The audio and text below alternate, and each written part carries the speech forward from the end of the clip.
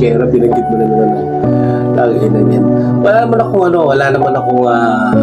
naman akong masasabi pa. Kung sa karir lang, marami na ako natulungan bago pa ako magka-issue. Kahit si Shera, natulungan ko yan. Hindi pa yung ganyan kasikat.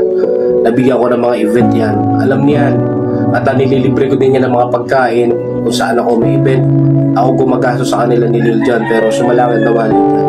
Pero doon mo naman mapapatunayan na totoo ko sa kanila. Kaso yun lang kinakasama ng loob ko.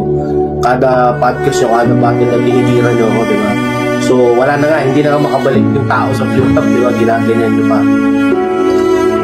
Ang huling ko lang naman sa kapwa rapper ko, gusto ko rin na kapayapaan diba? Gusto ko rin kapayapaan.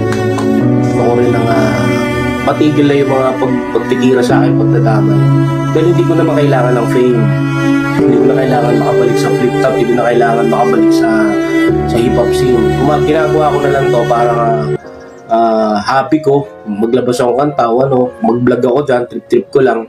Makita lang ako ng tao na buhay pa. Yun lang naman ang goal ko pero hindi ko na makatulad yung goal nila.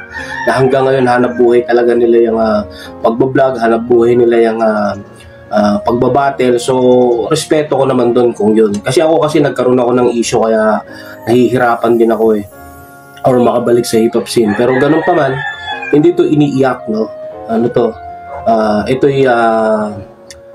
Ito'y isang pagpapaalala na ang isang taong nananahimik ay huwag nyo nang gambalain.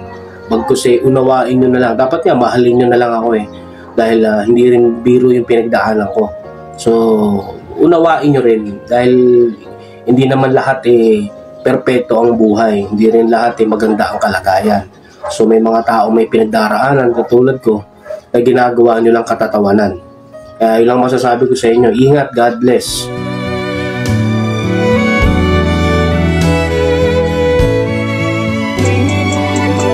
Puro ka talaga katarantaduhan, ano?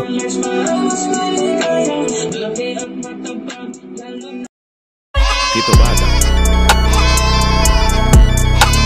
Tito Bada.